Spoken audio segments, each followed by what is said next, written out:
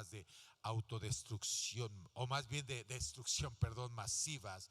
Todos los días escuchamos rumores sobre estas armas, armas biológicas, armas nucleares, armas químicas que tienen poder, pero impresionante, armas que tienen la capacidad de destruir cientos y miles de personas en solo un momento. Armas que son capaces de destruir una población, territorio, una ciudad entera, y quizá pueden destruir hasta naciones. Y cada vez que uno de los presidentes de este tiempo, no sé, de las grandes potencias, empiezan a amenazar con sacar, hoy estaba viendo precisamente haciendo el mensaje, me sale que una arma nuclear que Rusia está preparando y que le están pidiendo también a Estados Unidos, y bueno, empiezan a temblar el mundo entero. Y pensando en esas armas de autodestrucción, de destrucción masiva, perdón, me quedé analizando que hay unas armas de las cuales quisiera comenzar a hablar el día de hoy.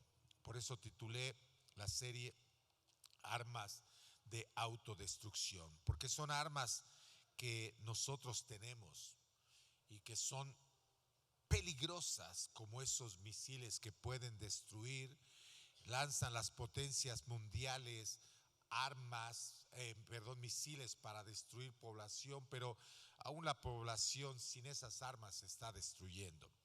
Estas armas tienen la capacidad de destruir nuestras vidas, nuestros hogares, nuestros matrimonios, nuestros hijos, nuestra familia, nuestra vida eterna, porque son armas de autodestrucción. Cuando hablo de armas de autodestrucción, quisiera mencionar lo siguiente. La Biblia menciona que nosotros como cristianos enfrentamos a tres enemigos. Diga conmigo, tres enemigos. El primero, bien conocido. ¿Quién es? Satanás. Que la Biblia dice que viene a robar, a matar y a destruir. Él es un acusador. Es nuestro adversario, así dice la palabra del Señor. Y creo que todos sabemos lo que dice la Biblia respecto al enemigo. Habla cosas muy malas. Él quiere destruir nuestra vida. Pero también tenemos otro enemigo. El otro enemigo es el mundo.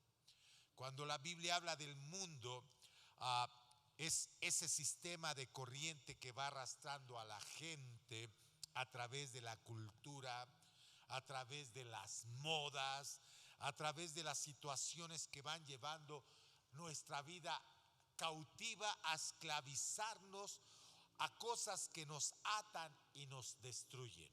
Pero el tercer enemigo es bien peligroso. Y ese tercer enemigo es nosotros mismos.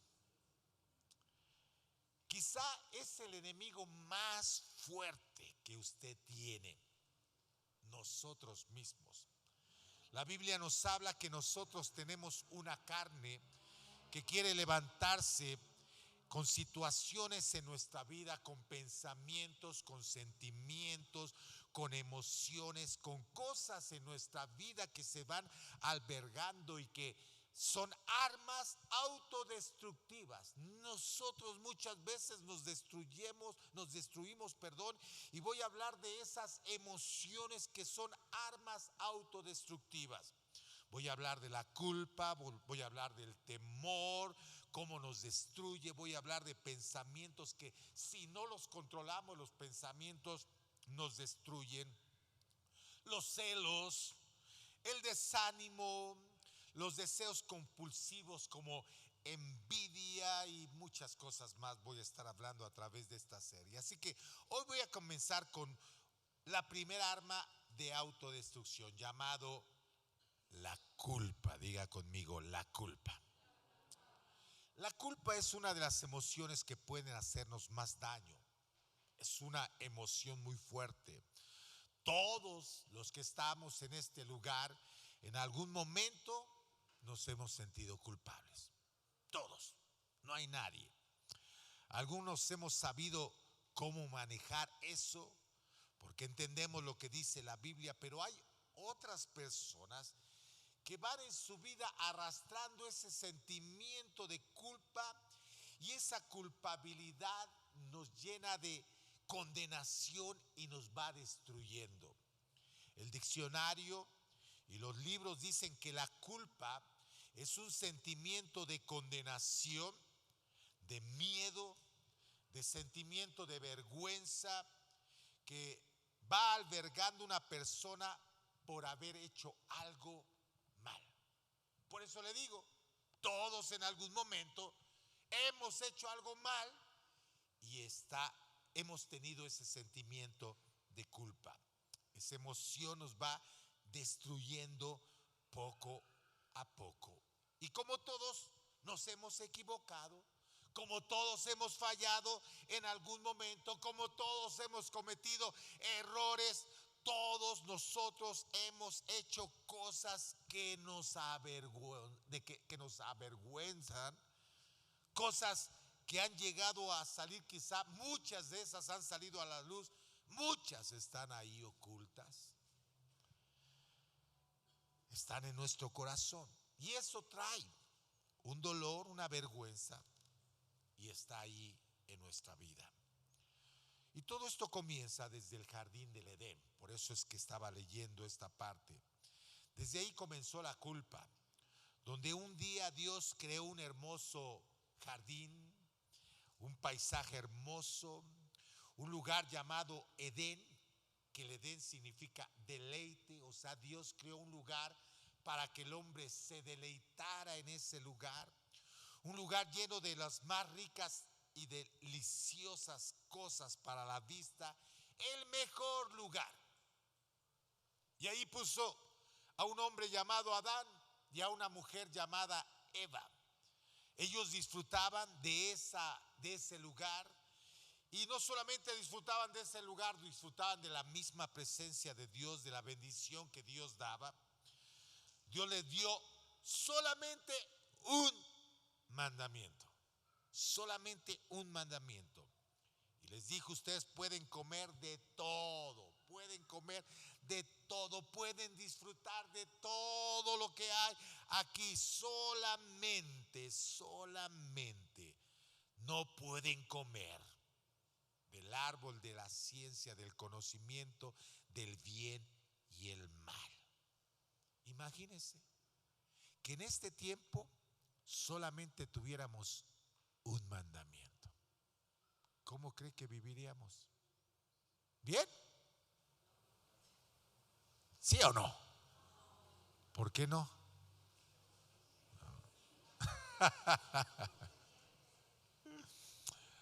Bueno, en realidad Dios dejó esto, y está escrito, y pone que solamente le dio un mandamiento.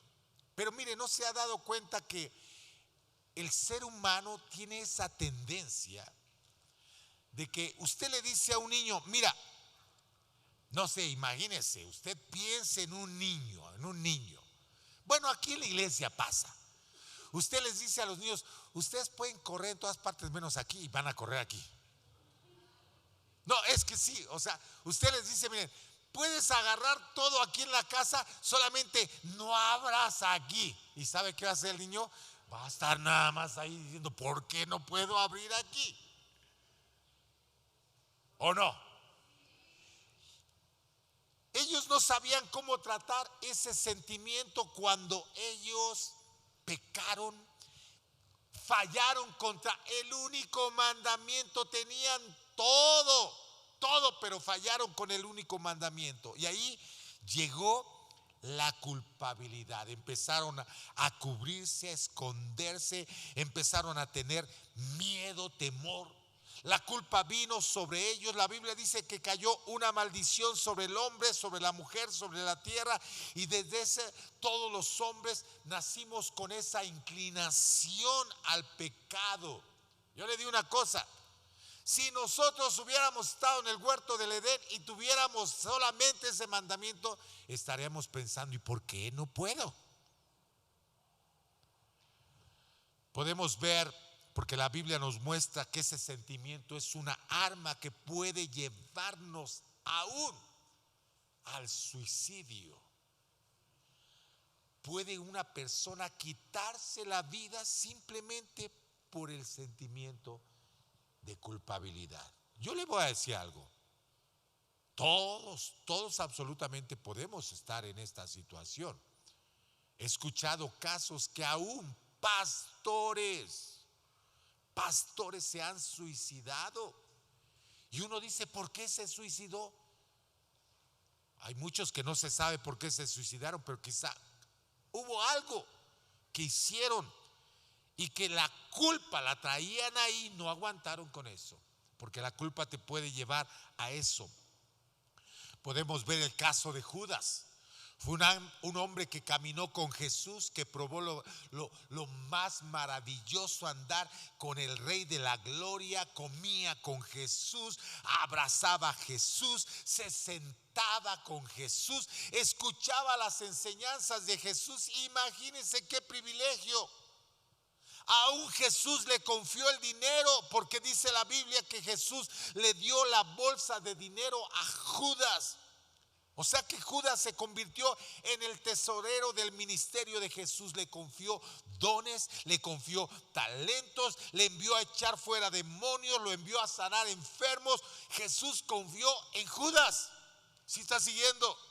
Pero un día se le metió ese sentimiento equivocado, una ambición, una avaricia, y la Biblia dice que lo llevó a vender a Jesús por 30 monedas de plata. Cuando él lo vendió y les mostró a esas personas dónde estaba Jesús, dice que se acercó, vino con toda esa gente armada, con palos, con armas, todos. Y cuando Judas mira a Jesús, Judas le da un beso. Y entonces Jesús lo mira y le dice: amigo, con un beso entregas al Hijo del Hombre. Judas vio que empezaron a golpear a Jesús, que lo empezaron a desnudar, que empezaron a burlarse de él. Y después de eso, Judas empezó a entrar en desesperación, porque inmediatamente empezó a entrar ese sentimiento de culpa. Y mire lo que dice Mateo capítulo 27, verso 3.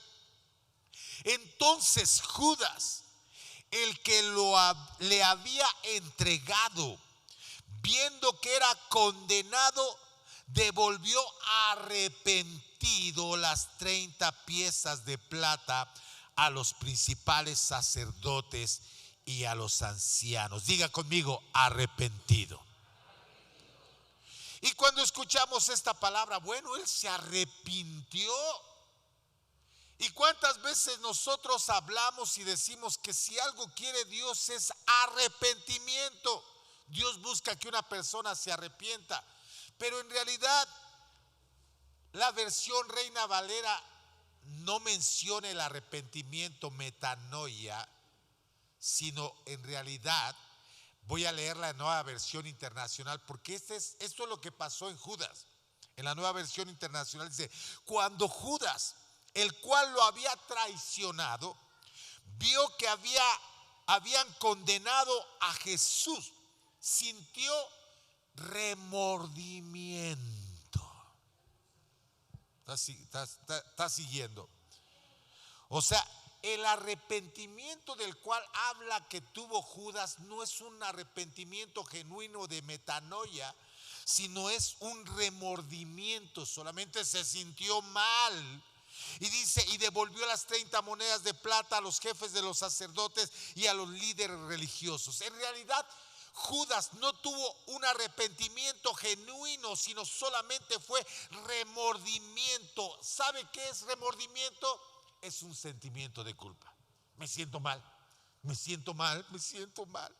Y con ese sentimiento en su vida, quiso arreglar la situación. Tomó las monedas que le habían dado, trató de devolverlas, trató de arreglar la situación, como muchos de nosotros muchas veces queremos arreglar la situación y cometemos errores, intentamos solucionar las cosas a nuestra manera y la regamos. Y eso fue lo que hizo Judas. La culpa se le empezó a meter en la mente, en el corazón, y dice la palabra del Señor que entonces Judas arroja las monedas. Lo que tanto había codiciado después ya no lo quería y salió de ahí. ¿Y qué dice la palabra del Señor que hizo?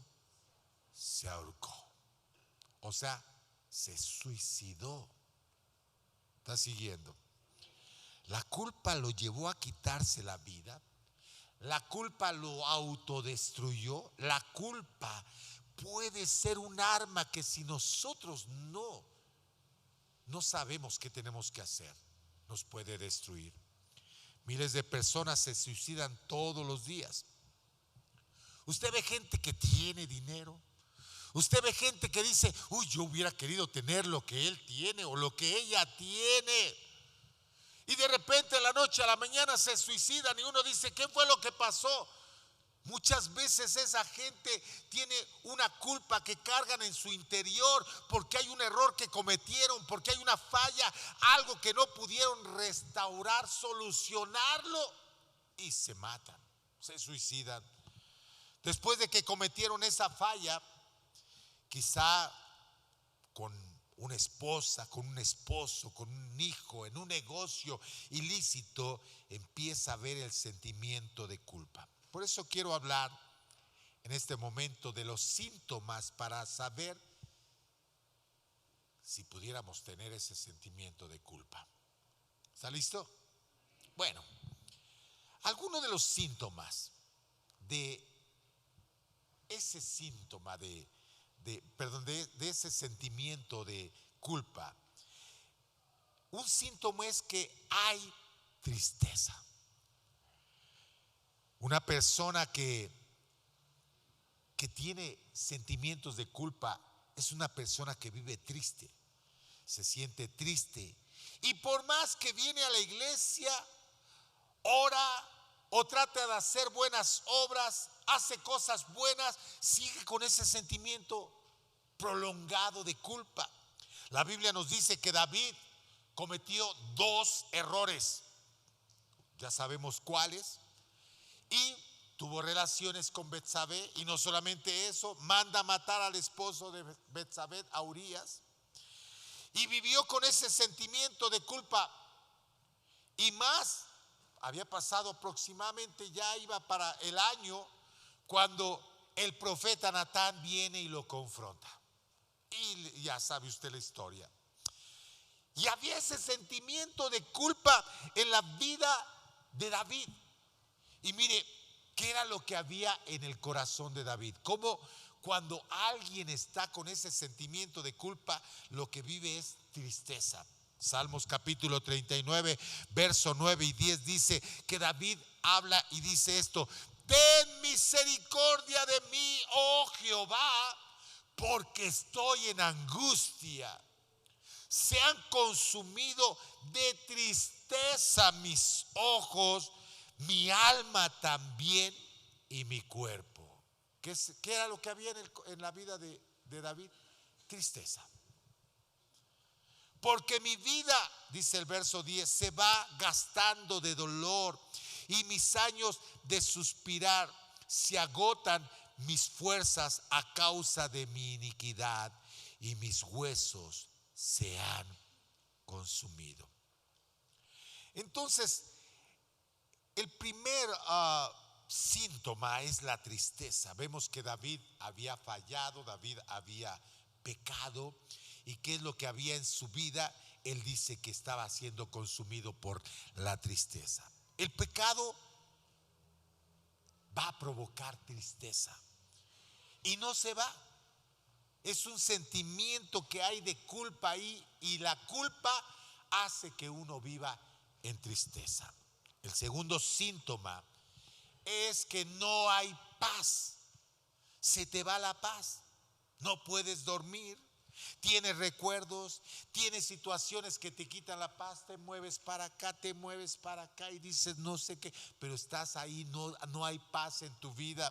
El Salmo 38, verso 3, hablando de David, dice: nada hay sano en mi carne a causa de tu ira, no hay paz en mis huesos a causa de mi pecado, dice David. porque mis iniquidades se han agravado sobre mi cabeza, como carga pesada se han agravado sobre mí. Entonces ese sentimiento de culpa, ¿qué es lo que provoca en una persona que no vive en paz? No vive en paz, no vive en paz. Yo quiero que piense por un momento, mire, ve esas personas, esos narcotraficantes que, nombre, pues lucen por un momento mucha riqueza si tienen esto, pero ellos saben, porque seamos honestos, todo ser humano sabe lo que es bueno y lo que es malo. Lo sabemos, sabemos que es bueno y que es malo, desde niños lo sabemos, pero hay ese sentimiento de culpa, por eso es que no viven felices. Siempre están, ay, no, no me voy a agarrar, no me voy a agarrar.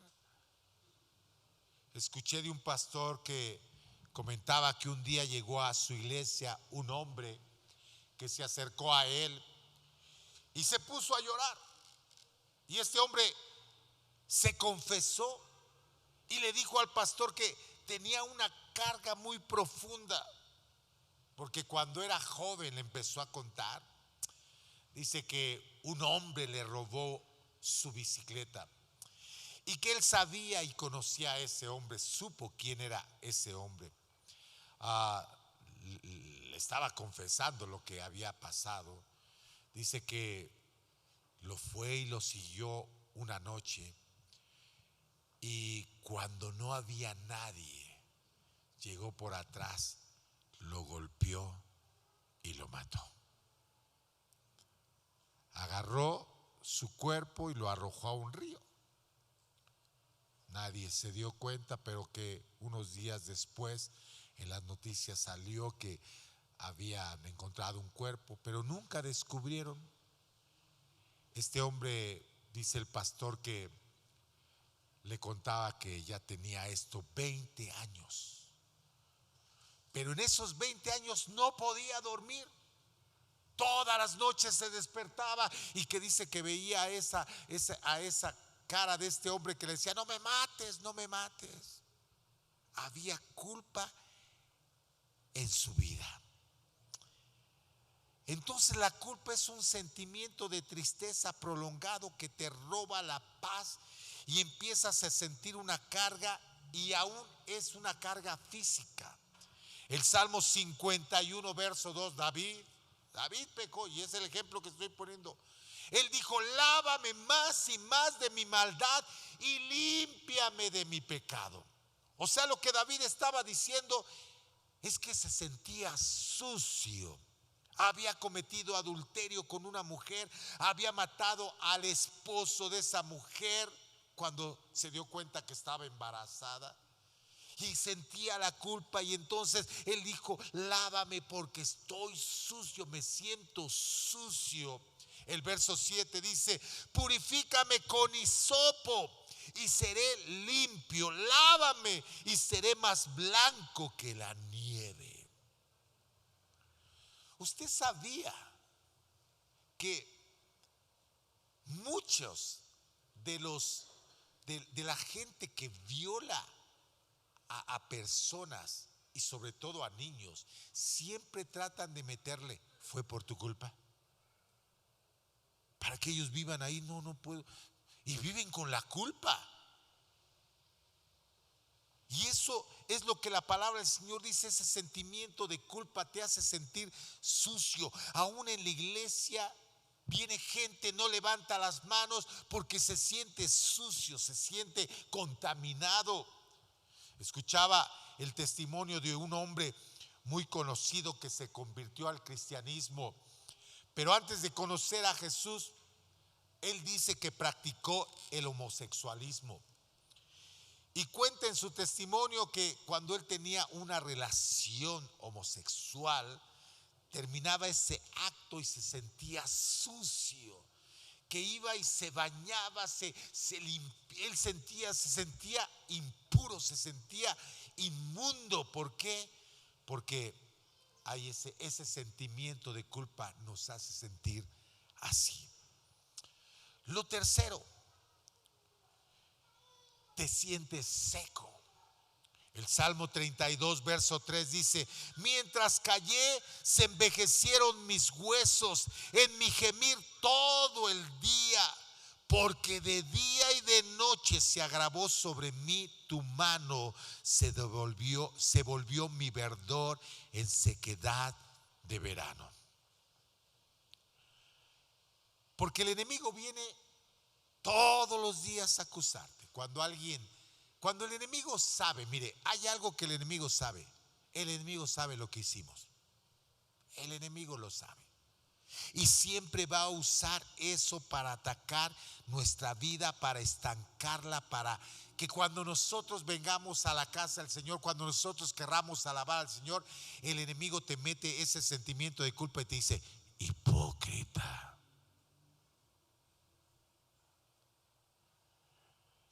Así que la culpa te roba la paz, la culpa te roba el gozo, la culpa te hace sentir indigno. ¿Sabes para qué? Para que interrumpas la comunicación con Dios. Por eso quiero que analicemos en la Biblia el caso de unos muchachos que cometieron un error. La Biblia dice que se pusieron de acuerdo para matar a su hermano. ¿Sabe de quién estoy hablando? Porque su hermano era el preferido del papá. Así que el papá le compraba la mejor ropa. Y estoy hablando de José.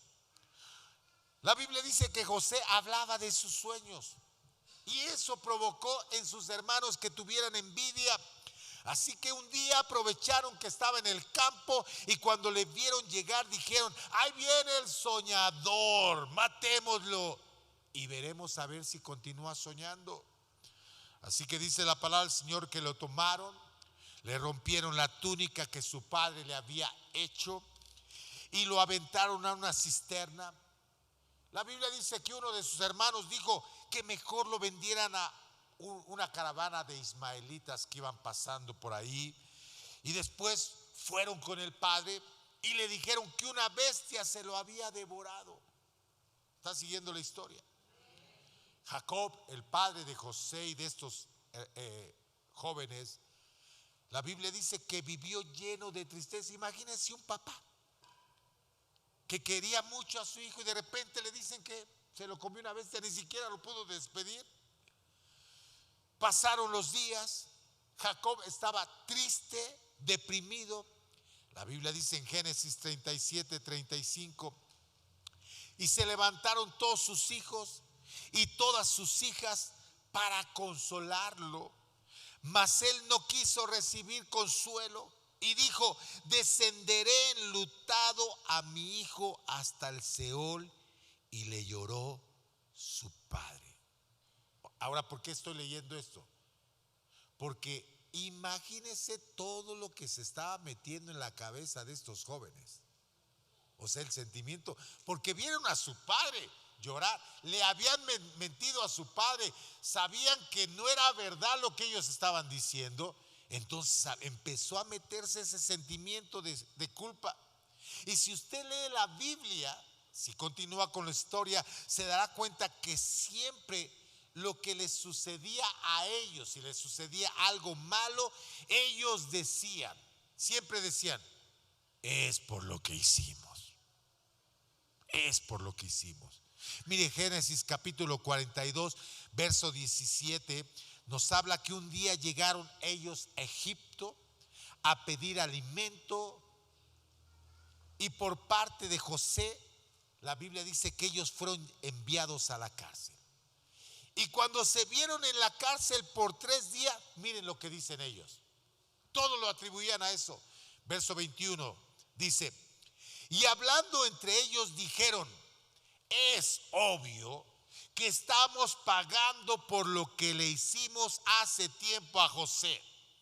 Vimos su angustia cuando rogaba por su vida, pero no quisimos escucharle.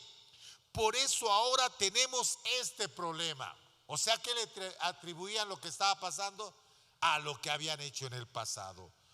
¿No les dije yo que no pecáramos contra el muchacho?, preguntó Rubén. Pero ustedes no me hicieron caso y ahora tenemos que responder por su sangre. ¿Sabe cómo se llama eso? Culpa. Se sentían culpables. Porque la culpa te hace sentir que todo lo que te pasa en la vida es por lo que hiciste. Ahora en este tiempo, muchos usan eso, aún en la iglesia. Escuche lo que le voy a decir. Y le llaman, son maldiciones generacionales. Lo que te pasa a tu vida es por lo que hiciste en el pasado. Y no me voy a adelantar porque hay una respuesta. La culpa te dice que Dios te está castigando. Y el problema es que tomamos las maneras equivocadas para tratar con la culpa. Así que voy a hablar rápidamente de las maneras equivocadas en que tratamos la culpa. Nos equivocamos si tratamos la culpa de una manera incorrecta. Lo primero, negar el problema. Mucha gente se equivoca, comete errores y trata de hacer como que no pasó nada. Así como hizo David de tratar de solucionar el problema y callarlo porque pasó tiempo, él hizo las cosas, las calló, dijo no, como que no pasa. Pero ¿sabe una cosa? Eso lo empeora. Porque si vemos lo que pasó con David, lo empeoró su vida. Yo quiero decirle que, bueno, lo comento, sé de un pastor que cometió adulterio y aún así siguió él predicando y escondió eso. Eso lo llevó hasta enfermarse. Se enfermó físicamente, espiritualmente, lógico, emocionalmente también estaba mal. Y así estuvo durante 5 años. Y siempre estaba la expectativa de ser descubierto, porque cuando así pasa en la culpa, o sea, no me vayan a descubrir, hasta que tuvo que confesarlo delante de toda la iglesia. Se lo confesó a su esposa para que ella lo supiera.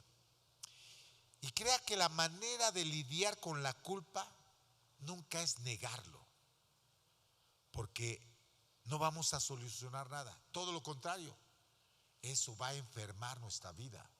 Estamos a la expectativa. No. Lo segundo, tratamos mal, y es tratar de esconderlo. ¿Qué hizo Adán y Eva? Trataron de esconderlo. Mire lo que dice Génesis 3:7, que lo leímos al principio. Cuando ellos fallaron, dice, entonces fueron abiertos los ojos de ambos y conocieron que estaban desnudos. Entonces cosieron hojas de higuera y se hicieron delantales. Y oyeron la voz de Jehová Dios que paseaba en el huerto al aire del día. Y el hombre y su mujer se escondieron de la presencia de Jehová Dios entre los árboles del huerto. ¿Qué hicieron? Se escondieron. Una de las cosas, tratar el sentimiento de culpa es escondernos.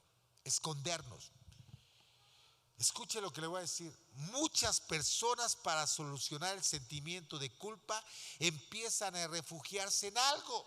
Quizá nosotros en algún momento cometimos ese error. Nos tratamos de esconder en el alcohol. Nos tratamos de esconder en las drogas, en el sexo, pero lo único que pasa es que vamos a empeorar las cosas. Muchas de las personas que hacen este tipo de cosas es porque hay culpas en sus vidas y tratan de esconder eso. ¿Cómo? A través de la fachada, del alcohol, de la droga, del sexo. Pero eso lo va a empeorar también. Lo tercero, justificándose. Mucha gente dice, es que soy así porque me pasó esto. Y siempre buscan excusas tratando de justificar su situación. Traen argumentos.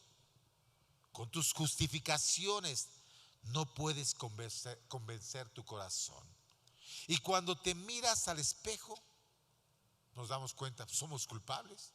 Entonces, justificando no quitas ese sentimiento de culpa. Mucha gente se justifica, pero ahí sigue la culpa. Lo cuarto, proyectándola. Otra manera que los hombres lidian con la culpa es proyectándola. En la psicología, la proyección es cuando yo tengo un error, cuando yo tengo un pecado y trato de ver ese mismo error, trato de ver ese mismo pecado, trato de ver esa culpa en otros y atacarlo. Si un hombre tuvo un adulterio y dice, usted tuvo la culpa porque me descuidó. O sea, trata de proyectarlo con la otra persona y dice, no, yo no tuve la culpa, quien tuvo la culpa fuiste tú. Me descuidaste. Y quizá a lo mejor lo descuidó, pero eso no es un pretexto, no es una excusa para decir eso. Eso lo vemos en la Biblia. Génesis capítulo 3, verso 11, que también leímos al principio, dice, y Dios le dijo, ¿quién te enseñó que estabas desnudo? ¿Has comido del árbol del que yo te mandé que no comieses? Porque le voy a decir una cosa. Yo le decía hace un rato, imagínense que solamente tuviéramos nosotros un mandamiento.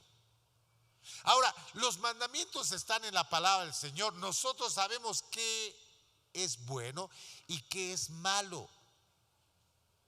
Y la pregunta es, ¿el pecado es bueno? ¿No? Entonces, ¿por qué pecamos? La Biblia dice que el pecado es bueno para la carne, pero su final es de muerte. ¿Sí me está siguiendo? Entonces, por eso es que nosotros pecamos. La Biblia dice que entonces Dios le está preguntando, ¿qué has comido? ¿Has comido del árbol que yo te mandé que no comieses? Y la palabra del Señor está lleno de mandamientos que nos dice, eso te va a provocar un mal, no lo hagas. Pero seamos honestos, lo que sabemos que no debemos de hacer es lo que andamos buscando.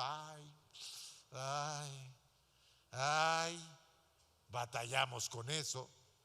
Dice la palabra del Señor, y el hombre respondió, o sea, se proyecta, ¿no? ¿Por qué pequé? Por la mujer. Dice, la mujer que me diste por compañera me dio del árbol y yo comí. Yo en realidad, yo soy bueno, Señor. Nada más que estas mujeres malas. Si los hombres somos unos ángeles. Ay, los hombres, amén. ¿Quién dijo los ángeles del diablo? Escuché por acá. El hombre le respondió, la mujer que me diste por compañera me dio del árbol y yo comí. Entonces Jehová, Dios dijo a la mujer, ¿qué es lo que has hecho? Y dijo la mujer, la serpiente me engañó y comí. Bueno, sabemos la historia, no lo escribí, pero después Dios le dice a la serpiente, yo creo, bueno, no dice que le preguntó, ¿no? Pero yo creo que la serpiente nada lo quiso. Y antes que le dijera algo, señaló a los dos con su lengua. Fueron ellos dos. Ahora se da cuenta que la culpa es un arma de autodestrucción, nos destruye a nosotros. Cuando hay culpa en nuestra vida, no vamos a estar en paz, nos sentimos mal. Cuando el enemigo mete ese sentimiento de culpa, mire, uno viene a la iglesia y no quiere alabar, se siente mal, no quiere pasar al altar, dice, no, yo no puedo pasar. Yo le he contado de un varón que vino aquí a la iglesia, amén, está atrás de usted. No. Y este varón me dijo, fue un miércoles, me acuerdo que se me acercó y me dijo, pastor, por favor, mire, yo quiero que haga una oración por mí, pero yo me siento bien mal. ¿Por qué? Le dije, es que lo que pasa es que veo toda esta gente bien linda, que toda esta gente es bien linda. Yo he sido bien malo. Le digo, pero Dios es bueno y Dios puede perdonar. No, es que yo creo que Dios no me puede perdonar a mí. Yo fui secuestrador. Yo le hice daño a mucha gente, pero a mucha gente como no se puede imaginar. Le dije que está a su lado, Pero él me dijo esto y yo le dije, mire, bueno, mi respuesta fue si usted supiera toda esta gente que está aquí, incluyéndome, no crea que éramos unas blancas palomitas.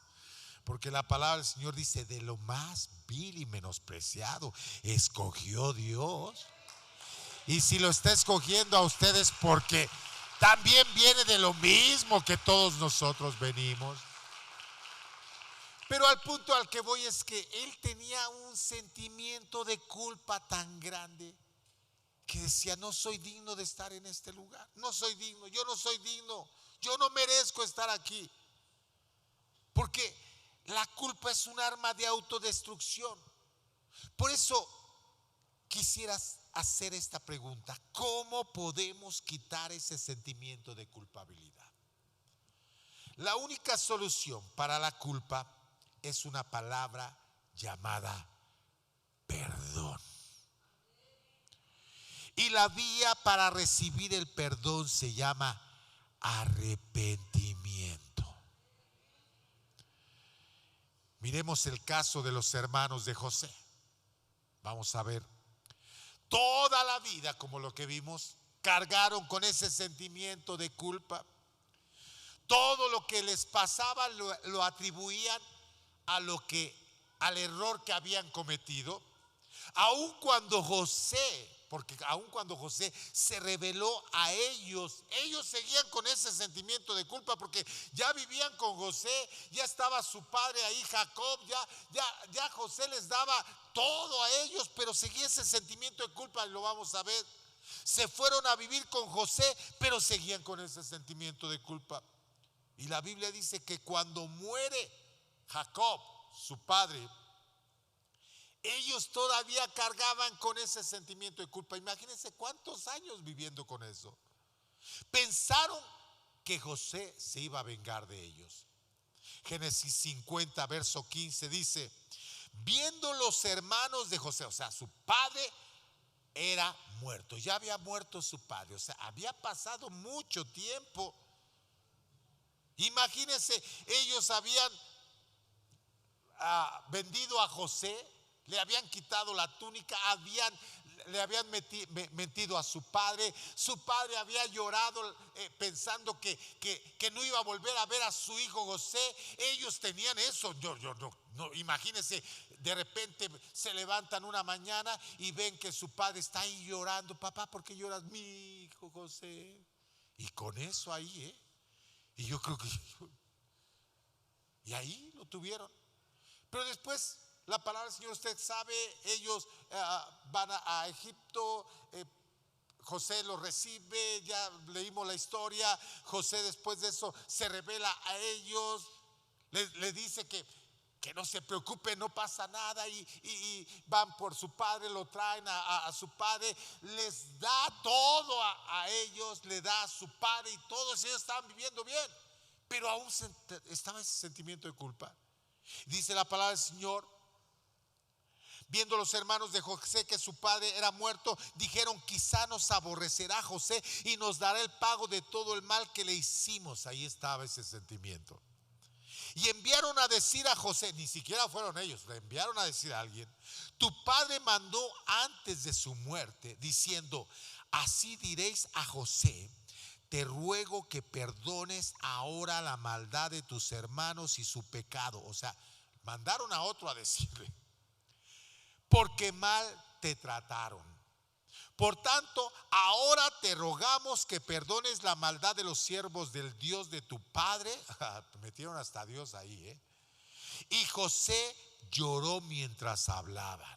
O sea, no eran los hermanos los que estaban hablando. Enviaron un mensajero. Dijeron: oye, pues mira, lo que pasa es de que tus hermanos me mandaron a decir que tu papá dijo que los perdonaras porque se equivocaron. Y José se pone a llorar.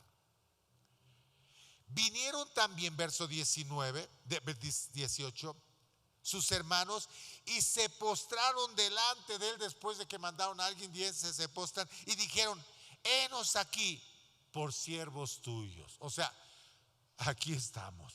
Lo que quieras vamos a hacer. Trapeamos, barremos, lo que quieras. Somos sus esclavos. Y mire lo que respondió José. Verso 19. Y le respondió José: no temáis. ¿Acaso estoy yo en lugar de Dios? Vosotros pensáis mal contra mí, mas Dios lo encaminó a bien para hacer lo que vemos hoy, para mantener en vida a mucho pueblo. Ahora pues, no tengáis miedo, yo os sustentaré a vosotros y a vuestros hijos. Así los consoló y les habló al corazón. ¿Sabe lo que ellos estaban recibiendo? ¿Sabe qué era lo que estaba diciendo José? Tranquilos, los perdono.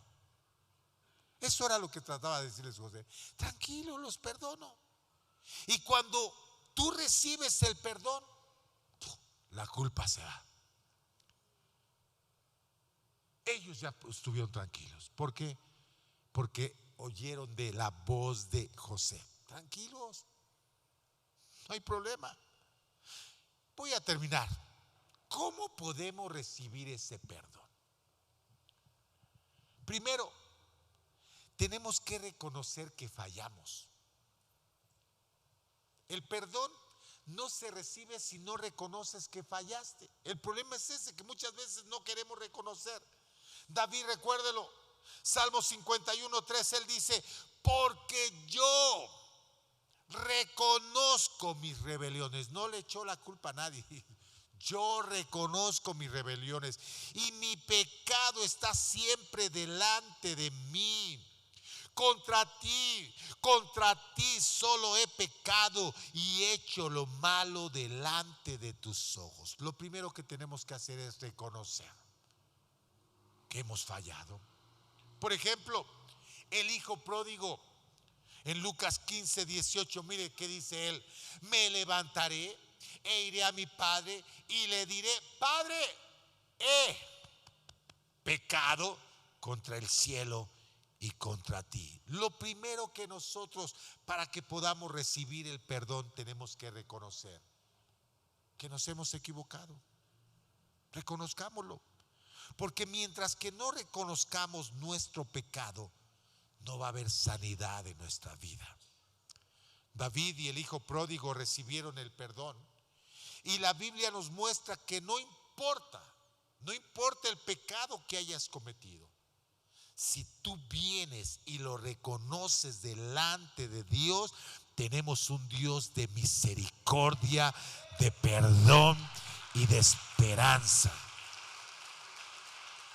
Así que lo primero que tenemos que hacer es reconocer. Ok, sí, la verdad es que sí, lo reconozco. Lo segundo es que lo tienes que confesar.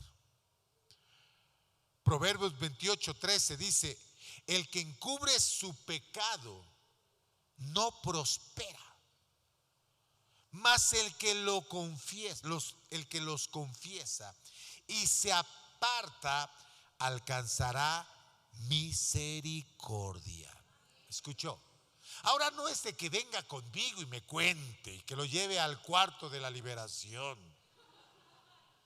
y que me cuente: a ver, cuénteme sus pecados. No, tenemos un Dios tan bueno que quiere escucharte, que tú vengas y le digas: Señor, tú lo sabes.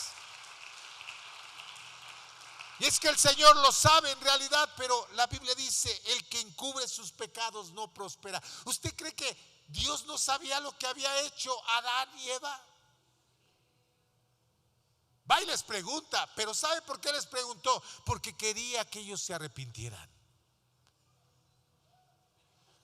Primera de Juan 1:9 dice: si confesamos nuestros pecados, Él es fiel y justo para perdonar nuestros pecados y limpiarnos de toda maldad. Hay que confesárselos. Lo tercero, el problema es que muchas veces confesamos a esto, pero todavía estamos ahí. Pero ¿será que Dios me habrá perdonado? ¿Será que dio? Lo tercero es que tenemos que aprender a aceptar el perdón. El Salmo 32, verso 5 dice: mi pecado te declaré y no encubrí mi iniquidad. Dije: confesaré mis transgresiones. ¿A quién? A Jehová. Y tú perdonaste la maldad de mi pecado. Porque aún David sabía bien esto, porque cuando el profeta le hablaba de parte del Señor y le decía: ¿en manos de quién quieres caer? ¿En manos del hombre o en manos de Dios? Y David dijo: no, en manos del hombre no, porque el hombre no, el hombre me ataca y me destruye. Pero yo sé que si caigo en las manos de Dios, sé que Dios es un Dios amoroso, misericordioso, y prefiero estar ahí. ¿Por qué? Porque Él nos perdona. Así que acepte el perdón. Póngase de pie. Voy a terminar con esta historia. Había una abuelita que tenía una mascota, la cual amaba mucho. Era un pato. Lo amaba tanto que ahora hay muchos que aman tanto a los animales que hasta le dan besos y todo. Así era esta abuelita. Esta abuelita tenía 2 nietos, Juanito y Lucía. A Juanito le encantaba el fútbol. Y un día, jugando con Lucía, pateó el balón tan fuerte que le pegó al pato y lo mató. Juanito le dijo a Lucía: no le digas a nadie. Y Lucía le dijo: no le voy a decir a nadie. Pero Lucía empezó a jugar con el sentimiento de culpa con Juanito. La abuelita le decía: por favor, Lucía, ve a lavar los platos. Y ella decía: yo no los voy a lavar hoy porque Juanito quiere lavarlos. Se le acercaba a Juanito y le decía: acuérdate del pato.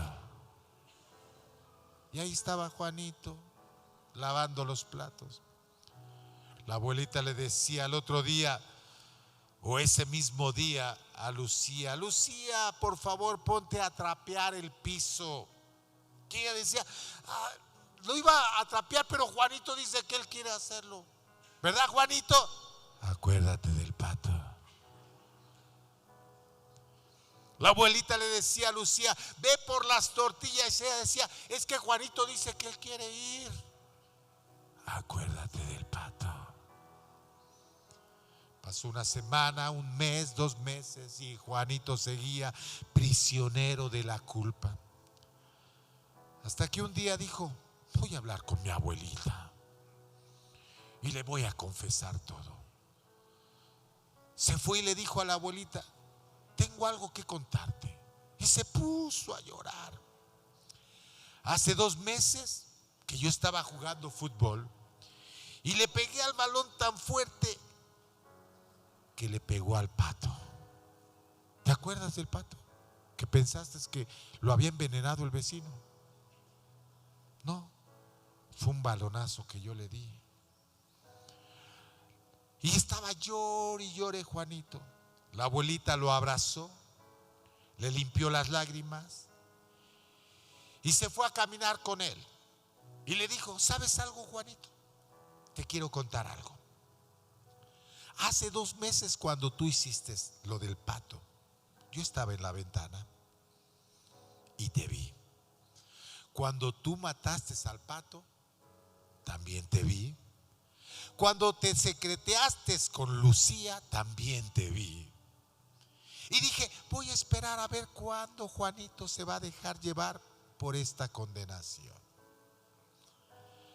Todos los días pensaba, cuando mandaba a Lucía a lavar los platos y tú lo hacías, a ver cuándo vas a ir, cuántos pisos va a trapear, cuántas tortillas y mandados va a ir a hacer. Y quiero decirte que no te preocupes, desde aquel día te perdoné. Este niño recibió el perdón de su abuela y la culpa ya no estaba en su vida. Al otro día llegó la abuela y le dijo a Lucía: Lucía, a barrer todo el patio. Y ella dice: Juanito, acuérdate del pato. Y Juanito dice: ya no me acuerdo del pato.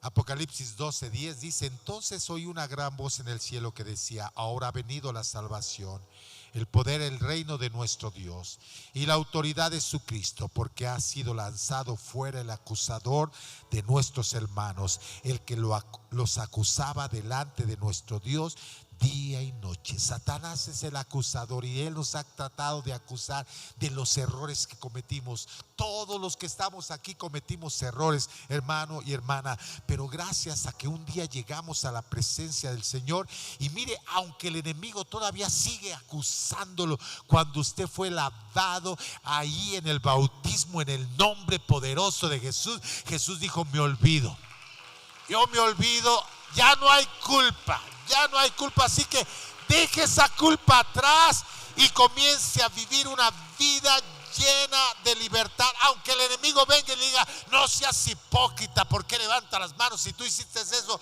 usted dígale: sí lo hice, pero el Señor me ha perdonado, yo me he arrepentido, yo estoy en las manos del Maestro. Y Pablo lo dijo así en 2 Corintios 7:9: ahora me gozo, no porque hayáis sido contristados, sino porque fuisteis contristados para arrepentimiento, porque habéis sido contristados según Dios, para que ninguna pérdida padecieseis por nuestra parte. Nuestro Dios nos trajo un arrepentimiento genuino. Tanto Judas como Pedro se equivocaron, pero Judas solamente tuvo remordimiento, pero Pedro se arrepintió. Yo creo que hoy es tiempo de decirle: Señor, si usted todavía tiene allá algo en su corazón, podamos decirle: Señor, aquí estamos delante de ti. Perdóname, Señor.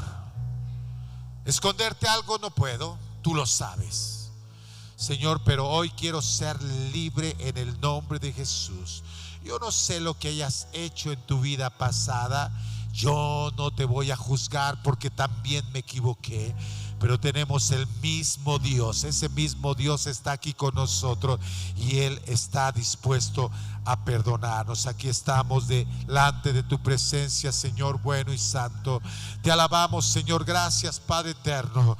Hoy te pedimos perdón, Padre celestial. Toma nuestra vida en tus manos preciosas, Señor.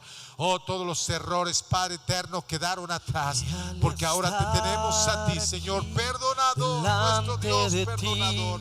Gracias, Señor, por el perdón. Gracias, Padre eterno. Aquí estamos delante de tu presencia, Señor Jesús. Aleluya. Tú lo sabes todo, Señor. Tú lo sabes. No hay nada que podamos esconderte, Señor Jesús. Aleluya. Oh, Dios bueno, Señor. Gracias, gracias por el perdón.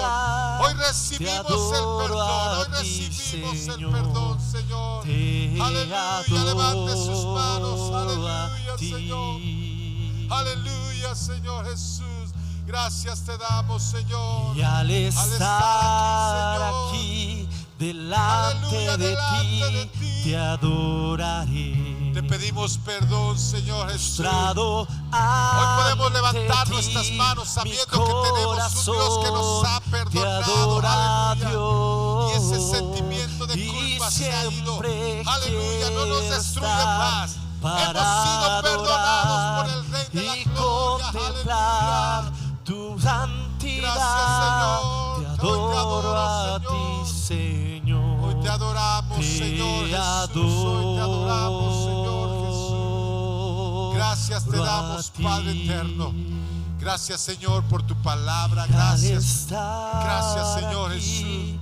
Porque siempre tienes una palabra, Señor, para nuestra vida, Señor. Aleluya. Oh, Señor Jesús. Gracias, Señor. Mi corazón te adora, Dios. Siempre quiero estar para adorar. contemplar tu santidad. Te adoro a ti, Señor. Te adoro a ti. Señor, en esta hora te damos gracias por tu palabra, Señor. Gracias porque siempre, Señor, tú tienes una palabra para nuestra vida, Señor. Gracias, Padre eterno, porque la culpa se va de nuestra vida, Señor.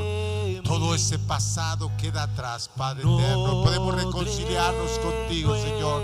No esconderlo, Padre eterno. Saber que tenemos un Dios que perdona y que está buscando que nos arrepintamos, Señor. Por eso estamos aquí delante de ti, Señor. Estamos delante de ti, Señor Jesús. Aleluya. Queremos enamorarnos más de ti, Señor.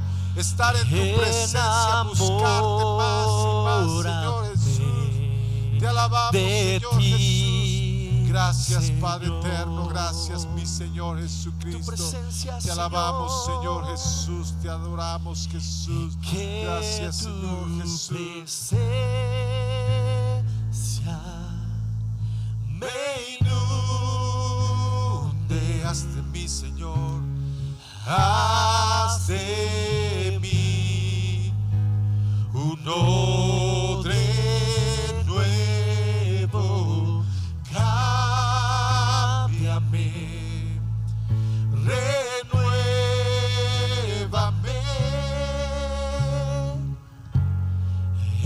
enamórame.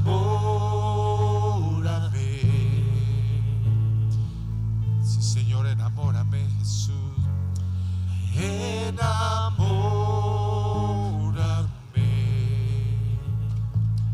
Aleluya, enamórame, Jesús. Enamórame de ti, Señor. Padre, gracias te damos, Señor, por este día, por tu palabra, Señor, por todos y cada uno de mis hermanos y hermanas que pudieron estar el día de hoy. Gracias por tu palabra, Señor. Vamos a salir de este lugar. Acompáñanos, guíanos, dirígenos, Señor. Hoy bendecimos a este pueblo en el nombre de Jesús. Llénalos de salud y de paz. Padre eterno, bendice sus hogares, bendice sus familias, su descendencia, sus matrimonios, trabajos, negocios. En el nombre poderoso de Jesús. Y la iglesia dice: amén. Que el Señor Jesucristo les bendiga. Amén. Pueden despedirse uno al otro. Amén.